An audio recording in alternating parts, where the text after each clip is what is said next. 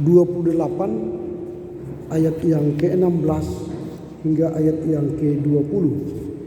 Saya akan baca dari Alkitab terjemahan baru 2 yang baru dilansing oleh Lembaga Alkitab Indonesia.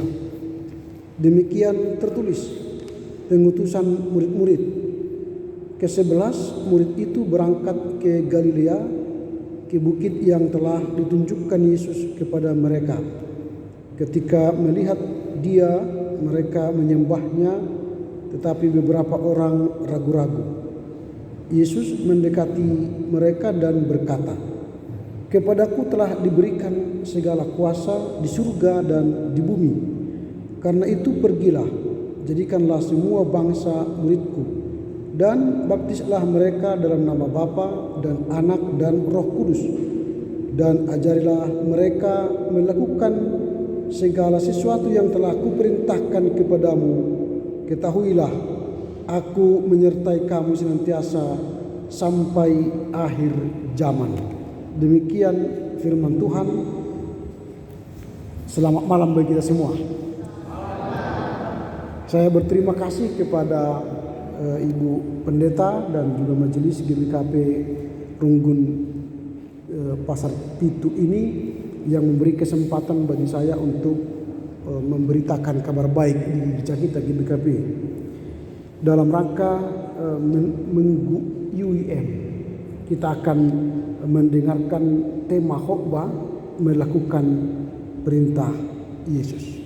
Sebelum saya urai lebih dalam, saya akan memperkenalkan diri karena ini baru pertama kali saya bersama kita dalam pemberitaan firman di GBKP ini. Nama saya Ramli Selamat Natal Harahap. Lahir 25 Desember, itu sebab dikasih Ramli Selamat Natal. Telah menikah dengan Pendeta Tuti Justini Huta Barat. Dikaruniai Tuhan 2 orang anak. Yang paling besar laki-laki, Fidei Felix Levensor Harahap, semester 6 di Universitas Gajah Mada, Fakultas Teknik Fisika. Yang kedua, Gladys Aditya Harahap, kelas 1 SMA Santo Thomas 3 Medan. Kami adalah pendeta dari Gereja Kristen Protestan Angkola yang ditugaskan mengajar di kampus STT Absana Medan dan tinggal di perumahan Krio Village Semenciri, Palma B nomor 1. Jika ada nanti Bapak Ibu yang mandah atau jalan ke daerah Semenciri, mampir ke rumah, kita bisa ngobrol-ngobrol di sana. Itulah perkenalan kami. Terima kasih atas kebersamaan kita. Semoga melalui perkenalan lebih dalam nanti seusai ibadah semakin mempererat tali kasih kita.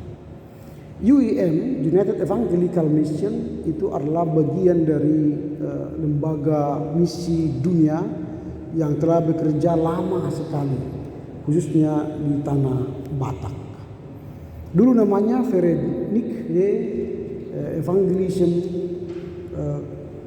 VM ya, VWM. Lalu berubah nama menjadi UEM, United in Mission. Lalu berubah nama menjadi United in UEM, United Evangelical Mission. Dulu semasa VWM itu semua keputusan dana misi ditetapkan oleh Jerman. Lalu ketika zaman berubah, lalu ada kesepakatan bahwa dana misi itu tidak mungkin ditanggung oleh seorang atau satu lembaga. Lalu disepakatilah bahwa semua anggota harus terlibat aktif, menanggung, bahkan berdiri dalam posisi yang sama. Maka ditetapkanlah UEM itu menjadi sebuah organisasi bersama 3 benua. Benua Eropa itu mewakili Jerman, Afrika, dan Asia. Maka pengurus dan yang menjadi tenaga pelayan di UEM baik di Wuppertal dan di Asia, Afrika, dan bagian Jerman itu semua sama. Tidak ada bedanya antara Jerman, Asia, dan Afrika. Itulah makanya diganti namanya dengan United Evangelical Mission. Lalu setiap tahun ditetapkanlah Minggu UIM. Dan setiap tahun itu dipilihlah secara bergilir tata ibadah dari gereja anggota. Di Indonesia atau Asia ada 14 gereja, sudah tambah satu lagi GKE, sudah 15 gereja di Asia. Dan hari ini kita merayakan UIM, Minggu UIM itu dari Gereja Kristen Protestan Mentawai. Sebenarnya tadi Pak Pertua sudah katakan lagu-lagunya ini yang kita nyanyikan tadi itu lagu-lagu Mentawai. Tetapi karena ini ibadah sore disesuaikanlah dengan kita para pemuda dan Bapak Ibu yang hadir saat ini. Supaya kita mengetahui bagaimana ibadah-ibadah di gereja anggota UIM ini. Dan semua kolekte yang diselenggarakan pada hari ini itu semua dikumpul ke UIM menjadi dana misi UIM. Karena tadi saya katakan kita semua menanggung beban misi. Jadi dulu Jerman yang memberi uang ke kita, sekarang bukan. Kita yang mengumpul dana untuk kita. Itulah UIM Sunday. Semoga dalam minggu UIM Sunday ini kita memahami rasa partnership yang kuat antara Eropa, South ke North, North ke South, dan South ke South. Antara Asia dan Afrika, maka terjadi nanti pertukaran dosen dari kampus STT Abdul Medan mengajar di Silliman University, dari kampus Silliman University mengajar di STT Sudirman, sebaliknya dari kampus Indonesia mengajar di Basel atau di Wuppertal, itu terjadi pertukaran. Dan bertukar ke Tanzania, Rwanda, kita bisa bertukar pelayan antara mungkin dari GBKP juga sudah pernah pendeta di Jerman, itu dalam rangka pertukaran pendeta, itu dalam rangka minggu UIM. Nah inilah partnership kita yang tercipta, dan gereja-gereja juga menjalin hubungan dengan gereja-gereja lain di luar gereja kita sendiri. Nah tema kita hari ini melakukan perintah Yesus yang baru saja kita gali dari Matius 16, Matius 8 ayat 16 sampai 20. Biasanya ini selalu orang mengaitkan dengan amanat agung Tuhan Yesus. Tapi tema kali ini tidak berbicara soal keamanat agung, tapi berbicara soal bagaimana kita melakukan perintah Tuhan. Penulis Matius berbicara bagaimana kita melakukan perintah Tuhan Yesus. Ada beberapa poin penting dalam teks ini yang seharusnya kita lakukan sebagai pelanjut atau pewaris kerajaan Allah di dunia ini. Kita tahu bahwa Yesus telah naik ke surga. Tugasnya di bumi sudah selesai. Tetapi tugas penginjilan, misi di bumi belum komplit. Maka itulah diberikan tugas itu kepada kita, melakukan perintah Yesus. Apa itu? Yang pertama kalau kita lihat dalam teks yang dikerjakan oleh kita sebagai pengikut Yesus, yang pertama yang ditulis oleh Matius ialah melakukan misi. Kalau berbicara melakukan misi, mungkin kita berpikir seperti UIM ini. Saya harus ada punya lembaga UIM, lembaga misi. Saya harus belajar misi, belajar menjadi misionaris, menjadi belajar teologi dan sebagainya. Seolah-olah misi itu pekerjaan yang berat, panjang, melelahkan, dan mungkin ya tidak bisa. Kira-kira begitu. Padahal penulis Matius ini tidak hendak berbicara melakukan misi Yesus itu, melanjutkan pekerjaan Yesus itu dalam misi, dalam perkara besar, tetapi dalam perkara sederhana, di mana kita bisa mengerjakan tanpa harus studi, tanpa harus membuat lembaga misi, tanpa harus belajar dan sebagainya. Bagaimana caranya? Sederhana, gampang. Dalam konteks ini tadi Matius mengatakan lakukanlah penginjilan. Berarti kita mengajak orang melakukan misi Kristus di dunia ini. Berarti ada usaha kita membawa orang ke dalam misi atau tindakan Yesus. Itu berarti dituntut dari kita melakukan misi itu dengan tingkah laku, cara bicara, sikap kita di tengah keluarga, di tengah gereja, di tengah masyarakat. Saya sebagai ayah harus melakukan misi pekerjaan Yesus kepada istri, kepada anak saya. Karena saya sebagai suami harus menjadi imam, istri menjadi pendamping, lalu kami menjadi wakil Kristus untuk menyatakan Kristus kepada mereka. Kalau ditanya sekarang anak sekolah minggu, kalau ada guru sekolah minggu di sini tanya anak-anak sekolah minggu, anak-anak, apakah Tuhan baik apa tidak? Jawaban mereka tergantung dari presentasi ayah ibunya di rumah. Kalau ibunya tiap hari gontok-gontokan atau setiap hari perang Irak dan Iran atau perang Ukraina dan Rusia, maka dia sulit mengatakan Allah itu baik. Nonsen Allah baik.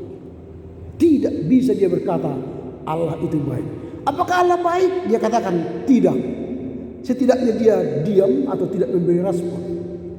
Kalau dia memberi respon seperti itu, guru sekolah minggu hati-hati, follow up itu. Berarti di rumah tangganya ada ketidakbaikan. Tapi kalau anak sekolah minggu mengatakan Tuhan baik, lalu dia berkata Tuhan baik, maka ayah ibunya di rumah mempresentasikan hidup yang baik, harmonis, damai, sejahtera. Tapi kalau dia tidak memberi respon atau mengatakan dengan jujur Tuhan tidak baik, gereja harus turun tangan ke rumah tangga itu. Gereja harus turun tangan ke rumah tangga itu. Itu misi. Melakukan perintah Tuhan itu gampang. Tapi kita persulit diri kita. Itu persoalannya.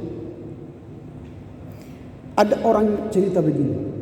Ketika dia naik taksi ke bandara Kuala Namu dari Medan, lalu dia di belakang biasanya kan, supir taksi jalan, sudah Pak siap.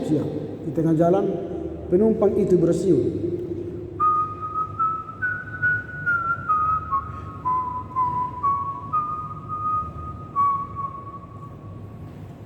Lalu si supir taksi bertanya, Pak, siulannya merdu. Itu lagu apa ya? Oh, Bapak mau tahu lagu apa? Iya Pak, lagunya itu apa? Izin ya menyanyikannya. Oh ya silakan Pak. Kami puji dengan riang di Kau Allah yang besar. Wah Pak, itu Allahnya besar ya? Gimana itu ya? Itu pintu masuk bermisi menginjili. Dengan sikap kita deteksi, punya kesempatan bermisi. Persoalannya kita naik taksi sampai ke Bandara Soekarno-Hatta atau dari sini ke Kuala Namu tidak punya misi. Hanya duduk langsung tidur ngorok. Pak udah tiba. Oh iya. Tak ada kesempatan. Di rumah tangga pun begitu, mungkin kita sebagai ayah ibu tidak punya kesempatan bermisi kepada anak supaya anak itu mengenal Kristus. Hanya bangun tidur beraktivitas, pulang bangun tidur, pulang beraktivitas, makan tidur, selesai. Tidak punya waktu ngobrol dengan anak. Nakku sini dulu kau. Tahu enggak Matius 28 ayat 16 sampai 20? Wah. Enggak Pak, nah duduk sini. Itu amanat agung. Baca dulu ayat 28, ayat 20. Pergilah, baptislah. Itu artinya begini anakku. Wah itu. Maka dia akan menemukan pengajaran misi. Ini pekerjaan Yesus yang harus kita kerjakan sekarang. Pertama, bermisilah. Yang kedua, dikatakan di sini baptislah mereka. Wow, ini bukan pekerjaan saya Pak Pendeta, ini pekerjaan pendeta ini membaptis. Benar, karena ini sakramentum. Tetapi menjadikan orang mau dibaptis itu bukan pekerjaan pendeta saja. Itu pekerjaan kita bersama. Tak mungkin orang mau dibaptis kalau tidak kita ajak orang mengenal Kristus. Bagaimana cara orang mengenal Kristus?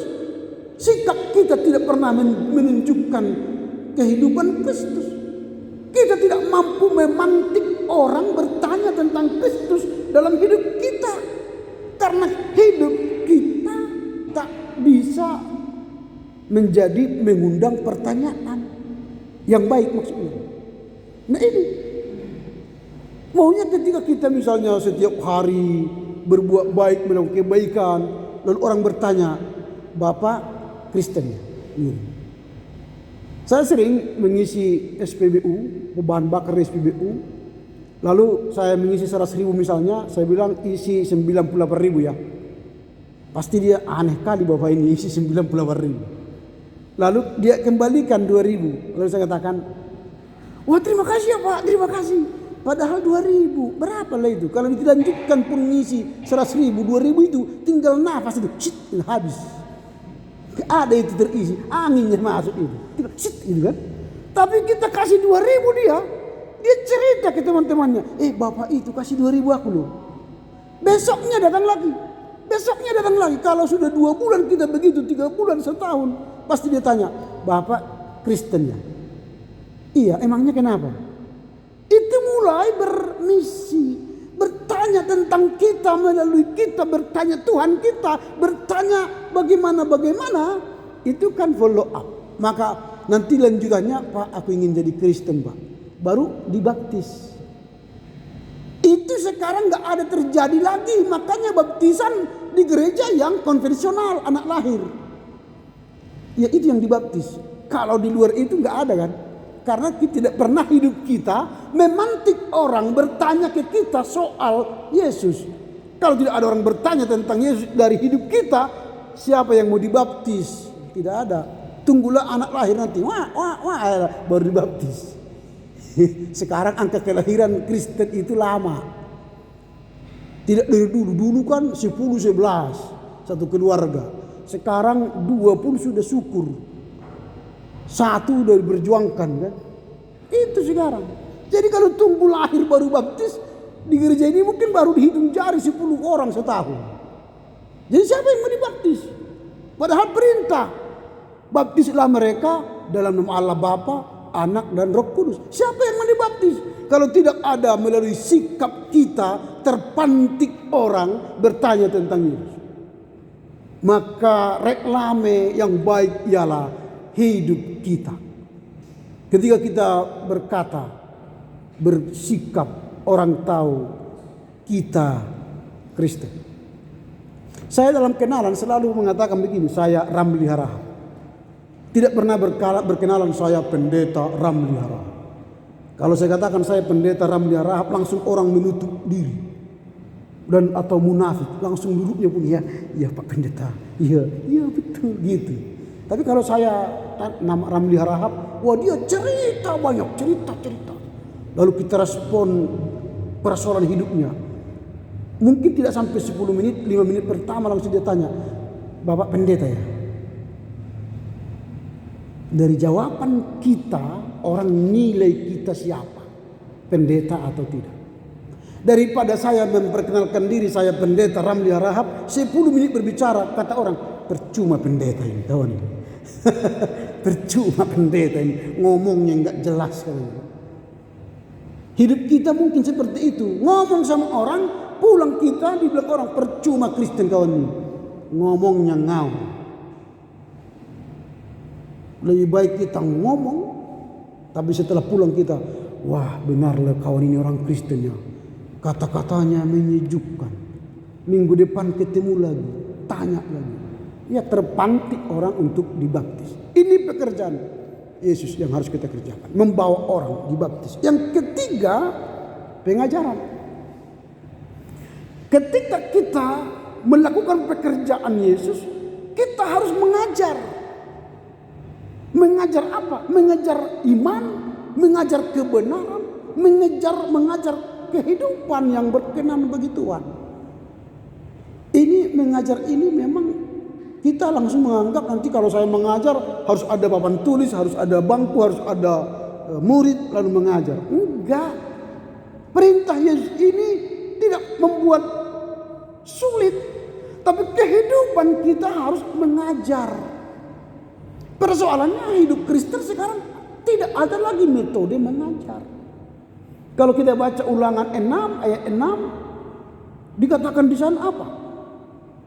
Ketika kamu duduk, ketika kamu berbaring, ketika kamu berjalan, ajarlah Shema Israel. Ajarlah firman Tuhan. Bahkan katanya di ayat 7-8, ikatlah di tangan, ikatlah di dagu, ikatlah di mana-mana. Apa? Firman Tuhan. Supaya ketika jalan kelihatan ada tertulis. Itu di tangan. Makanya di rumah pun kalau boleh ikatlah satu nats firman Tuhan di rumah itu. Supaya setiap kita masuk baca satu ayat gitu kan. Ini rumah kita nggak ada tanda-tanda ayat. Saat masuk ke rumah nggak ada ayat-ayat. Kalau ke rumah Islam kita ada ayat kursi. Ada itu. Kecuali ayat setan mungkin nggak ada. Itu ada ayat-ayat. Maunya di kaca kita buat dari situ Amsal 15 ayat 1. Jawaban yang lemah lembut meredakan amarah. Ketika kita mau marah sama istri, mengaca dulu. Baca Amsal 15 ayat 1 nggak jadi marah. Itu contoh. Itu pengajaran. Tetapi kita sekarang di mana kita mengajar? Setiap hari kita seharusnya mengajar, mengulang. Dalam bahasa Ibrani namanya itu mandaras. Tapi kita tidak menggunakan mandaras ini, maka mereka menggunakan menjadi madrasah. Madrasah itu mengulang-ulang. Kita apa yang kita ulang-ulang kepada anak kita setiap hari? Kalau dalam ibadah yang diulang-ulang doa Bapa Kami dan pengakuan iman Rasul. Di rumah apa yang kita ulang-ulang kepada anak-anak kita? Enggak ada kan?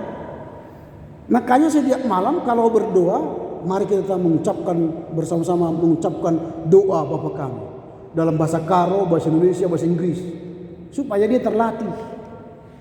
Mari kita ucapkan pengakuan iman Rasuli supaya dia terlatih. Kalau di hatinya sudah ada minimal 2 ini, kita ulang-ulang, lalu kita tambah lagi nanti doa dasar tita, kita tambah lagi pengertian baptisan, tambah lagi pengertian perjamuan kudus. Jangan takut anak kita ini di mana berada. Mereka sudah tangguh.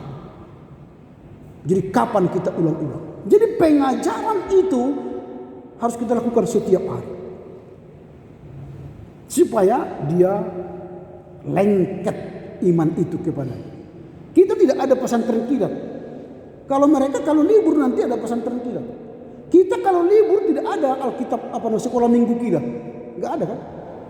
Atau baca Alkitab kilat. Masa libur itu dibaca Kejadian sampai Wahyu, sampai kata. Enggak ada. Jadi liburan kita habis waktu itu tanpa ada makna. Tidak ada pengajaran. Ini penting melakukan pekerjaan itu, mengajar. Lalu yang